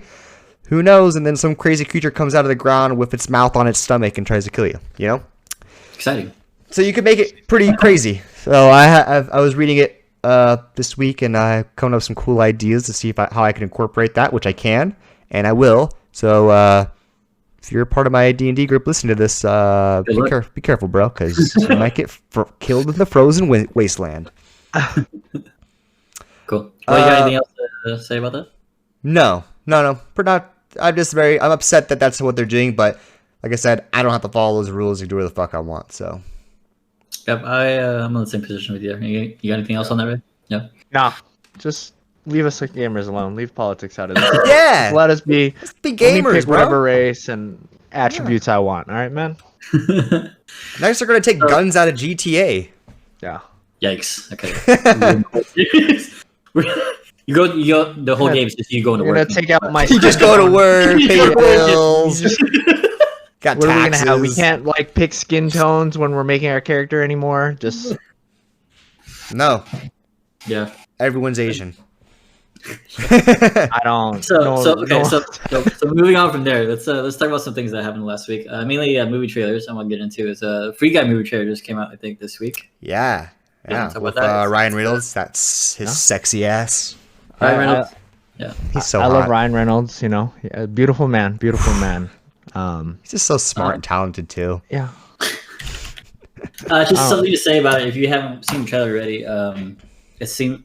Spoiler. I don't know if you want to watch the trailer or not. If you're listening to this, but if you see the trailer, it seems like the base of the story is you are the Ryan Reynolds plays the role of a person in a video game. He's an NPC. He's an NPC who goes rogue and doesn't do NPC things and starts doing player stuff and becomes like the hero. And it fucks with the game. It's probably gonna be pretty stupid and funny, which I like those movies, so I'm gonna watch that. Oh, sorry. Go ahead, Tran. I was just gonna say that it has some big names as in Ryan Reynolds, but also big name YouTubers and like more of the people in the gaming community, like Pokimane and like I think Courage is in there and stuff like that. Ninja's in there. Yep. I was. That's what I was actually gonna talk about. I'm wondering like. Oh, I didn't know that. That's cool. How they're gonna if it's just gonna be like a quick like. I think they're just cameos. There's like cameos, or if they just have like lines, like kind of like Stan Lee, like has his like line or something. I'm curious how they incorporate the streamers into the movie. Yeah, but I'm also so glad that they actually are doing that. That they're incorporating kind of the bigger streamers into a movie that seems like that would appeal to like Yeah, and Pokimane's been popping off too. She's getting like 20,000 viewers every day on Twitch. So. Yeah, she's been steadily climbing over the years. I mean, I'm gonna say this. I was thinking about this the other day because I was watching Among Us. You see all these other streamers like introduced me to Sykkuno, Valkyrie, Corpse. What's I know his name is Charlie Greaseball. There's Greaseball. A lot Anyways, I'm like kind of watching them. It's like Sykkuno, he's big in Valorant. He's pretty good at first-person shooters. He's funny guy. He's very nice to watch. Sykkuno's tone is like so fucking. His funny. Voice is. I like his voice. It's kind of soothing. I like watching him, but his tone is just always just the same, no matter what. Yeah, it is. Like, happy, sad, angry. Yeah. And then I was watching like Valkyrie, and I was like, oh, she's like 1.4 million YouTube followers on YouTube, and I was watching her videos, and she's good. And Pokimane has always been pretty big, and I was thinking, I was like, I don't mean to sound weird, but like, what did these chicks do right that other chick streamers didn't do? Because there's always those weird people that just follow chick streamers because they're cute chicks and they just want to watch them. I think what those two girls did specifically is they didn't fall into the being a whole. They just wear normal clothes. Yeah, they're not being thoughts. Like if you were to look up like this one time streamers got banned on YouTube kind of stuff, and like a lot of the chicks, it's like they're wearing like nothing or they're doing some weird shit off camera, which it isn't off camera, and then they'll be like, you'll see another click and it's like Pokimane NSFW. You're like, all right, well, sure, I'll watch that. Click that, and then it's just like her like bending over to pick up her cat. You're like, this is the worst this chick's got on her after all these years of streaming. Like that's what I think she did right, is she didn't go the whore route, and she didn't also go to the depressive like nobody likes me, I'm not pretty route. She just sits there, plays games, has fun, does her thing, and doesn't get into the BS where I noticed. And I noticed that with Valkyrie. Hafu is a bigger streamer. She's really big in Hearthstone. But when I watched her, it was always her just being like sad and emotional and just like always getting like these donations like cheer up Hafu, blah blah blah. And for me, I'm like, I don't fucking want to watch you be sad on your stream. Like, I'm sad. I want to watch you be happy. And I think that's what some of these that's the difference I've noticed of these, mainly these like tube chicks that are really, or all the main female chicks who are really big streamers, is that they don't go the whore route. They go the normal human being route. I think it's just like, I think what they have in common is like a genuine love for like actual video games. Yes. And like and that, they're and not like they have like really I'm good so good at League. Yeah, and it's like them just genuinely like playing video games, and Yeah. that's what Twitch and like that is what it's about. That's is, why like, I watch playing video Scar. That's games. why I watch Trick 2G. It's Yeah. why I watch The Sky's Toast. And now That's it's why why I you watch. Yeah. It's why I watch Valkyrie and Pokemon videos, And because they they're fun at the game. They're cool. They make good content, and it's video game driven, and I don't know. It's not like. And they're not watching boring. They someone- actually have good personalities. It's not So watching someone who gets a donation and like gets up and like bends over and like writes something on her board like, "Thank you for the follow, yeah, $100," and you're like, "Oh, sick Yeah, content." I mean, man. they know what they. I mean, yeah, the ethos, they know what they're doing. We know what they're doing. It's like, bro, come on. and You they're know, just thoughts. So I'm not gonna watch you. Nice try. I think what Pokey and Valkyrie did, it was, I don't know, I'm not sure what like game Valkyrie came from, but I know Pokey played a lot of League back in the day, which kind of built her. I was looking at Valkyrie's She like got- she YouTube got profile. Fortnite. She only has like, yeah, Fortnite is Valkyrie, but she only has like 200 yeah. videos. So I don't know if she's deleting older videos or she just She really was originally She was a really on Twitch. streamer. And Yeah, then she was a became Twitch YouTube. streamer. And then she has 1.4 million followers on YouTube in 2 years. If her oldest video on YouTube is 2 years old, I mean, she's got a lot of like. it's savage. She has a lot of content. She's also backed by 100 Thieves now, and like, Yeah. you know, she's like one of their main content creators. So. Yeah, and Yeah. she's I think part of offline TV too as well, isn't she? Mm. I don't think No. so. No, It's No. Sykkuno. I know I think- Sykkuno is because he lives in the house. it's Toast. Skara, Pokey, Sykkuno, Skara. Pokey. Yvonne, Michael, Tina Tina. No. Tina's- is Jade No, in it? I don't think No, so. Jay's not. No. Lily I think is. Lily is. Yep. Yeah, and Well, yeah, Leslie might too. But anyways, and Offline TV is a great group too. So I just think like these group of streamers are all just playing games and having fun, and that's what I like to watch, and that's what I like to enjoy. I don't Only like seeing with people trying to like portray this depressive person to get like fucking donations. I don't like seeing people being like, I don't know, just weird or just fucking go play the Yeah, game, man. Like don't there's just a like smaller- don't pander. Like There's a stop. smaller subset of people that are like that are into like female streamers because like they're doing weird, like they're being weirdos, basically. Yeah. You know what I'm saying? They're Yeah, being it's just like, creepers. but the majority, at least I would hope, the majority of people are watching, you know, kind of female streamers because they have good content. And I not think the 20,000 people watching Pokey right now, I think 90% of them watch it because she makes good content, she's good at games, and she's fun. Yeah. Same reason why, people watch, whoever else. They're just fun. So, Yep. kind of went off the rail there, but talk about Free Guy trailer. Yeah, Free Guys. I'm excited for it. I think you're right. It's gonna be a kind of a dumb like kind of game movie, which it's cool. It's like It'll be a Ryan Reynolds movie, which Yep. we all enjoy. Exactly. With his sense of humor and oh yeah, I love Ryan Reynolds, man. He's so hot. Okay, I want to talk about Resident Evil on Netflix. I don't think that came out last week. I think it's been a little bit longer than that, but it's like an animated TV series on Netflix on Resident Evil, and I think it's going to be pretty cool. I think it'll be something I definitely watch, not alone and not at night, and I'll think I'll enjoy it. Ooh, you know what we could do? We could all watch it together. Man, don't tell me to fucking watch anything ever again, okay? You fucking listen.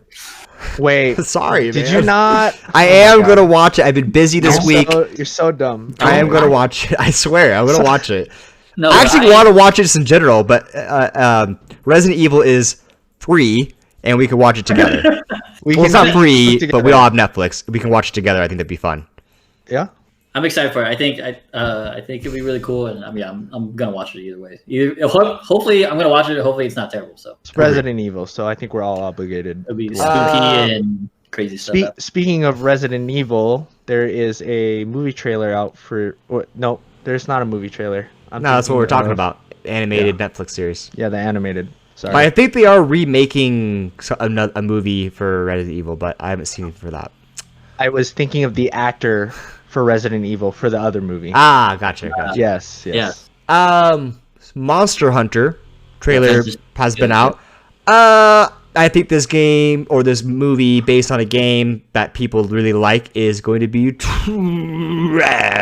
Okay, so the trailer is only like 17 seconds. And they have they have like guns and shit. It just looks fucking. It's gonna be so bad. Bro, you can't. I mean, it has like 2 scenes in it. How are you gonna tell? Can I speak on this? So I obviously the trailer has guns. There's Mia. What's her name? Khalifa. No. So we have the main actor from Resident Evil. She's one of the main characters. We have, and she's a great actress, by the way. She's a good action actor. Yeah. Well, actor in general, but we also have Tony Jaa, who's not in the actual trailer, but is playing one of the main characters. Yes, there's T.I. and then T.I.'s Megan Good.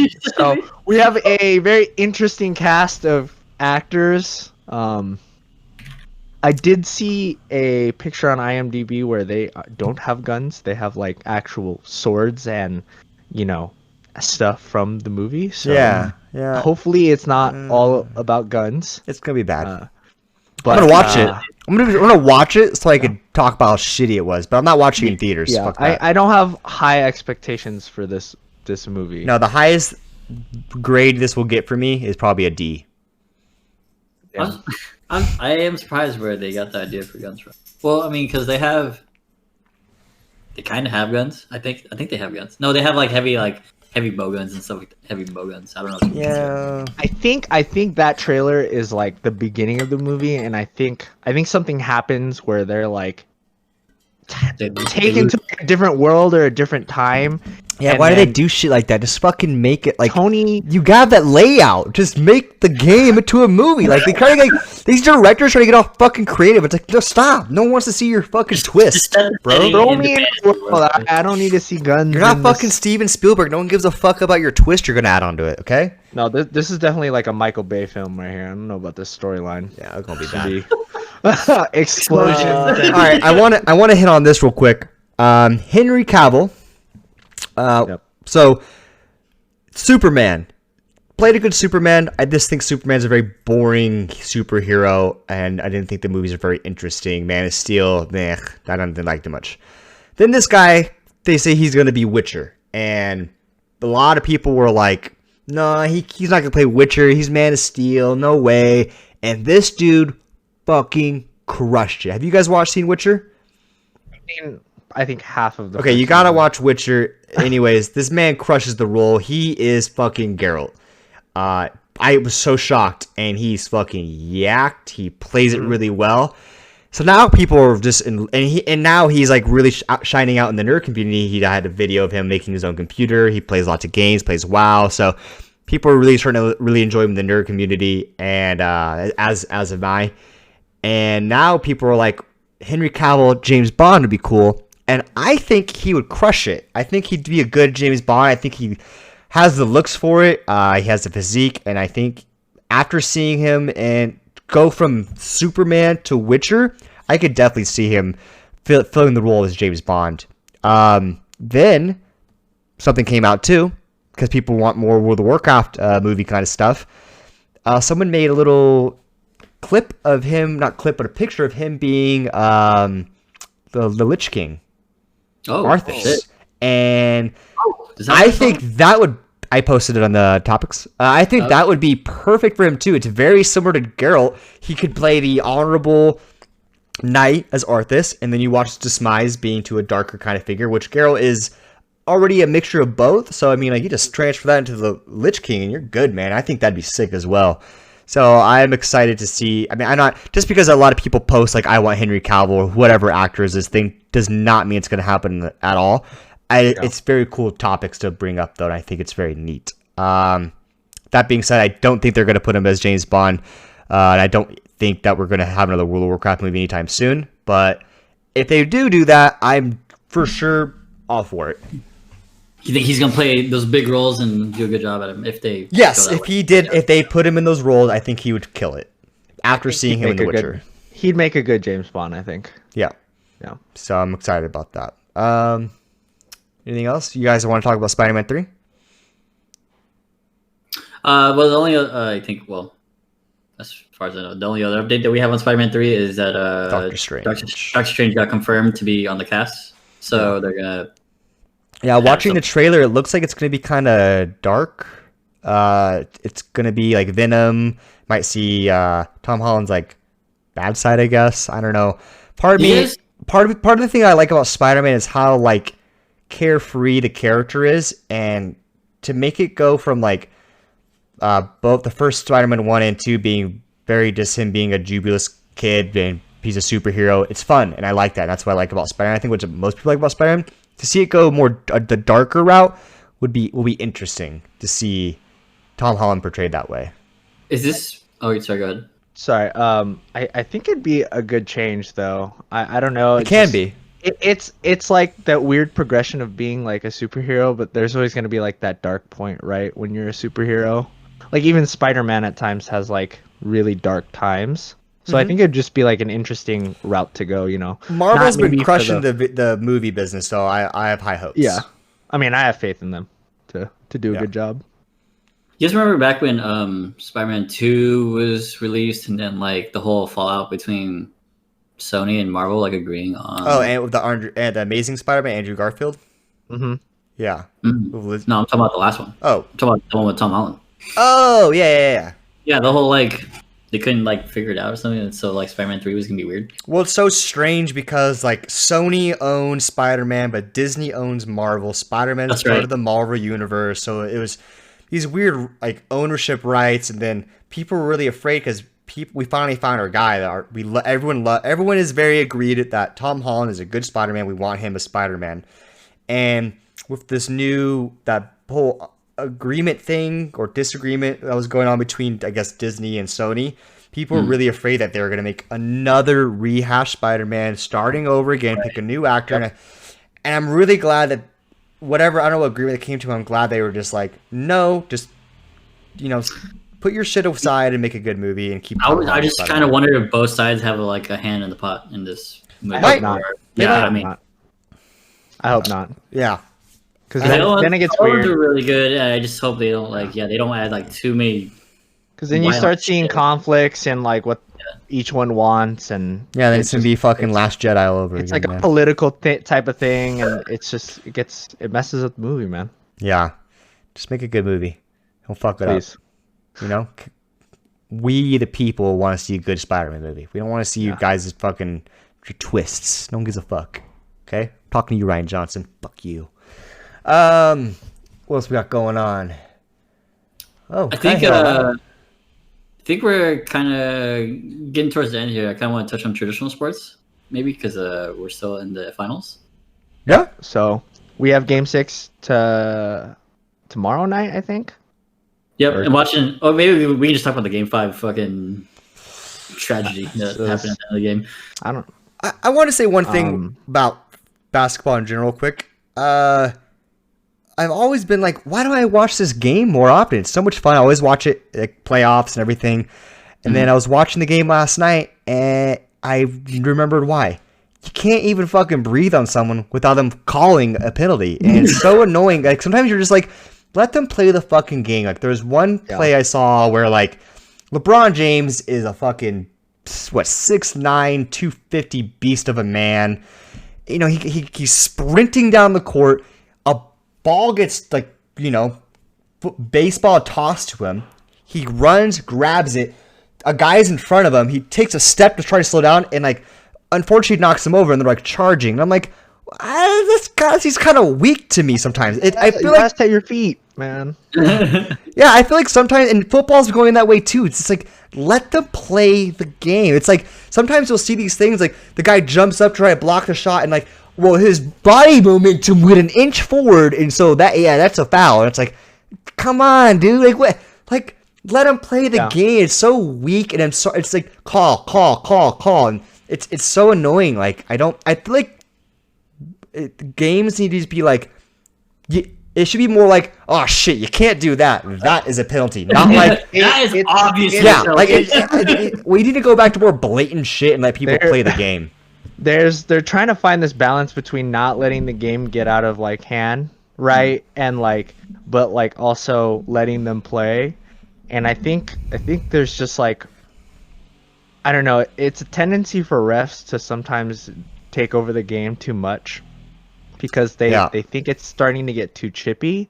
I think they don't want to get flamed by the community for not making a call. But the issue is now the community, and now a lot of basketball is reliant on those calls. Now you have flop. There's a reason why there's so many flops now, is because you'll get the call. Like, you can't eat. Like, I'm sorry, but basketball isn't supposed to be a very aggressive sport. But I mean, like, you got big ass dudes getting close and trying to make it to the fucking basket. Contact's gonna happen. Now, obviously, you don't want to be blatant, like people getting hurt or like, you know, just fucking people just decking people in the jaw. But I mean, like, sometimes, man, like, you just see someone because it's getting aggressive. There's two people around. He just jumps up and tries to yam it in, and some guy touches his shoulder, and they're like, oh, and one. You're like, what the fuck? And one? What? They're playing the game. And I say the same thing in fucking football. Is like, they just like, you know, oh, that's offensive pass interference, or that's defensive pass interference, and like, you're watching the game, they're like, tip. It's like, no, you can't. He touched him. I'm like, yeah, it's fucking football, bro. Like, it's getting crazy. Hockey's the only game now where you can fucking beat the shit out of someone, and they're like, no, that's good. That's good. That's part of the sport. We're good. Yeah. So I didn't want to. I know I went on a tangent there, but just watching the game last night, I just kept seeing like call, and half the time, like, I don't see shit going on, man. I don't see the penalty. Like, I think the like majority of the game, like, the refs kind of like do whatever, but when it comes down to like the last, like, you know, 2 to 3 minutes, bro, just let them play. Just let them jam it out, dude. I don't know. I feel the same way about football, man. I'm not gonna lie. Don't touch the quarterback, all right? Like, if you're in the middle of the game and like you're like, you know, your quarterback gets hit and gets injured, whatever. But like, if you're like, it's the last like 2 or 3 minutes and it's like the fucking final drive of the game, bro, just let them. Well, even like in football, when you know, you have a 320-pound lineman breaking through, and he's about to tackle the quarterback when he has the ball. Quarterback lets go of the ball. What do you want that guy to do? To just pause on the ground? Yeah. Just stop all of his momentum. That's just fly into the air. Like, he's gonna hit the quarterback. That's not roughing the passer. That's just, bro, the quarterback held on to the ball longer than he should have. He did a good pass, maybe it completed, or maybe it was incomplete, and he got fucking hit. That's the game, bro. Like, it's just so sad to see, like, every little touch happening, and I get it. Quarterbacks you want to keep them safe because they're the money makers of football, but at the same time, it's like, dude, this shit's so pussy. You just can't do anything anymore. Some of the roughing the passer calls are fucking I'm like, and it's the same thing with basketball, dude. It's just like, can't touch anything, and even soccer, man. Like, there's like flops and shit. It's just like, oh my god, penalties. I watched this video. It was like a comparison. It was like literally like if you watch like a commercial for football in like the 1990s, all of those clips are just like straight penalties. It's just people picking people up and like body slamming them or just like throwing them over your shoulder. Yeah. And I was like, man, that wouldn't last today. In today's that's the shit Michael Jordan talks about when they always bring up the GOAT conversation. Michael Jordan's like, you guys would have been fucking crying playing in my league because they beat the shit out of each other. And Detroit Pistons, man. Yeah, that shit was savage, dude. And honestly, like, that's how it should be. And here's the thing too, is now because of the way calls are, teams are designed in a way to draw those calls out. That's like part of like the system now, is to draw calls out, flop, do shit like that to get more points, to get like extra, you know, free throws and things like that. And I think it's weak. I think it should just be like, you play the game and, you know, LeBron James kicks some dude, like, okay, that's a fucking penalty, bro. You can't be kicking people. That's gonna happen, you know. You know, obviously you gotta use your best judgment. And there's always gonna be bad calls and there's gonna be good calls. But man, past few years, bro, you just watch these games. It's just like penalty. I would say I think it is difficult for those calls. I mean, because yeah, you're right. It's like there's gonna be those bad calls, but man, it's like so hard just to like just fucking call the game as a ref and not be like biased, right? And not make a terrible call. For me, I'm like, if I was a ref, I'd be like, that didn't seem too bad. Not calling. Did you die? Did you hurt? Are you bleeding? All right then. Yeah, we good. Suck up, Buttercup. So, but anyways, game 6. So Lakers. I mean, I had Lakers in 6. Jimmy Butler had to play 47 minutes in that last game just to get that win, and they barely won. Danny Green, hey, you sir. Getting a lot of flame right now. I'm sorry. Man, you wide open. I mean, your entire role is to shoot threes and play defense, and you failed on half of that role, man. I'm sorry. I'm sorry. Within like 10 feet of him, just like the most wide open shot you could ever see. LeBron James gave you like this golden platter of just this open three, and you bricked it, man. I mean, so yeah, what's up? There's 4 people on LeBron James at the end of the game. Yeah. He makes like a half decent pass, right? It's not the greatest pass, but Danny Green gets the ball. Nah, and then it's just a whiff. Dude, he didn't even have to do a 3. He could have just like walked up a little bit too and did a layup or something. Yeah. Like all you had to do is make 2, buddy. All right, make 1. I don't even know how that's not possible. You could have just made 1 and tied the game, but instead you made 0. What I thought was funny too at the end of the game was like he misses that, and then the ball whatever goes out of bounds, and the guy announcing the game was like, "Wait, where did the team go?" I'm like, "Dude, there's 2 seconds left, and the fucking Heat have the ball. The game's over." Like. The Lakers were like, we're done. The Heat was like, game's over. And everyone's like, where's the team? The game's not over. I'm like, I want to be like, shut the fuck up. Game's over. I turned it on. I just thought it was funny that you were like so shocked that like people are starting to walk off the court. It's like, well, the game's over. Like, what's going to happen in 2 seconds? So, but tomorrow, game 6 should be interesting.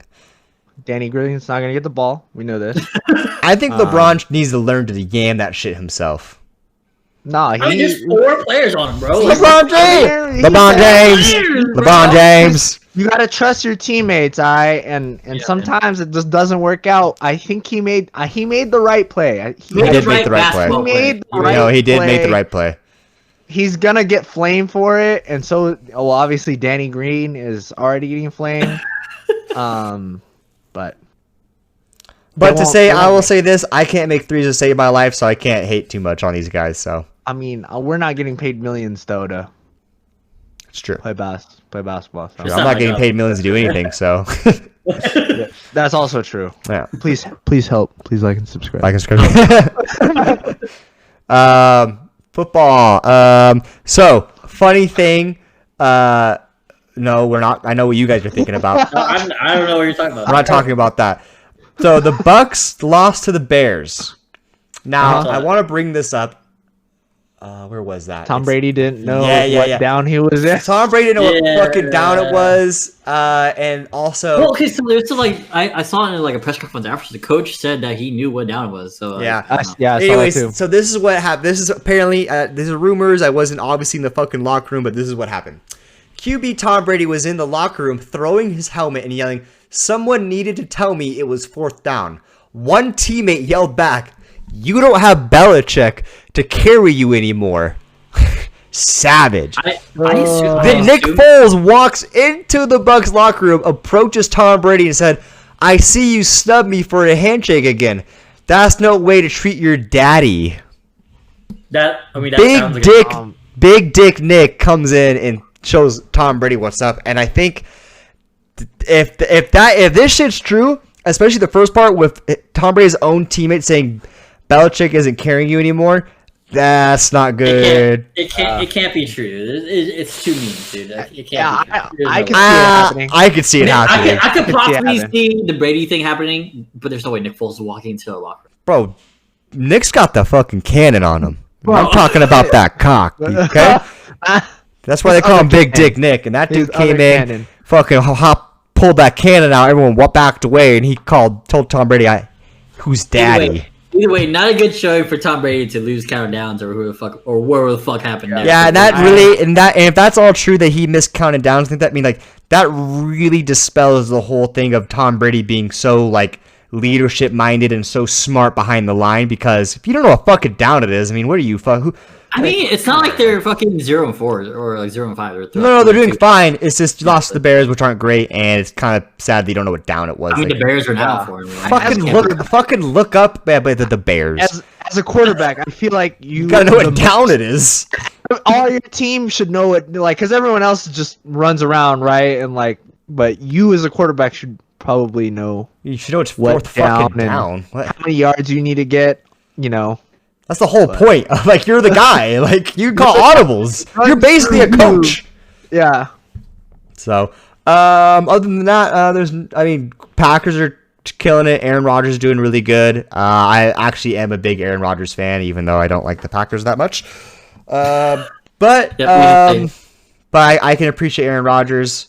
Patriots are doing pretty good. Cam Newton. We're not talking about the Cowboys. And we're not talking about that, dude. Fuck you guys. And what were you saying about Cam Newton? I heard something about Cam Newton. I said Cam Newton's doing pretty good. I'm enjoying. He's sitting out right now. But I just meant like in general. He's got COVID, but he's doing pretty good. Steelers rock solid right now too, and I'm excited. I think this year is fun. It's a cool year to see the Browns doing decent and like seeing like the Bucks doing better. They have Tom Brady. It's cool seeing a new type of format for the Patriots, and they're still doing well. It's just weird to see Tom Brady somewhere else other than New England. Yeah, and Mahomes is doing really good still. Mahomes is crushing it. It's Raiders' first year in Las Vegas, and they are doing great, but they beat the fucking Saints at first game home field, so that's cool. So it's been a cool year so far in football. I really enjoying the diversity right now. Do you know? I know I think a couple weeks ago, I think it was the Titans that got flagged or not. Well, yeah, a lot of their staff got COVID. Did they play? They delayed the game a little bit, but I think they still played. Right? Yeah. It changed to like a Sunday game to like a Monday game or something. I forgot. I know one of the games got delayed. I don't know. I think it's probably weird if it gets bad enough to where like players getting COVID and then like it just changes into other teams getting COVID. And it's like it could change a lot. So we'll see what happened with the NBA season, right? You got like haltered in the middle of it. Yep. Thank you, Rudy Gobert. Thank you. Yeah, that's actually why LeBron is doing so good because he got 3 months off, got the rest up. So, well, other than that, I think we pretty much covered everything. Any other final topics you guys want to talk about before we close out? No, I think we're good. Thanks for everyone who's listening. Yes, thank you, Val. Please, you can follow us on anywhere you can listen to podcasts. We also are going to we are uploading our YouTubes. Podcasts are going to be recorded on Saturday mornings now and will be released on Monday mornings. Hopefully our editor, Ray, will be a little bit faster with our YouTube videos, as our episode 3 YouTube video just came out yesterday, so hopefully it comes out a little bit faster. No shade intended. I'm right here. Sorry. I'm right here. Oh, my bad. And then also, just kind of like, subscribe, follow, tell your friends, tell your wives, tell your husbands, tell your dog, and let's get this shit popping, all right? Yeah. And if you guys have anything you guys want us to talk about or see on our YouTube videos, just let us know. Yeah, let us know, man. We'll talk about whatever. On Twitter, get in a DM. Yeah, dude. Yeah. We are. Yep. We do have a Twitter account, so yeah, drop some follows. Let us know how you feel. It'll be in the comments below or in the description below. Yes, when Ray edits the video after a week. Listen, Matt, it took you 4 days to get me the video. Okay. Listen, who still hasn't watched the movie that we said we were going to watch? So, stay tuned, guys. Thanks for listening to A Side of Tilt. We're going to end the recording now because that shit's, I don't know what you're talking about. Mulan? Who's Mulan? Thank you. Thanks, everybody. Peace, guys.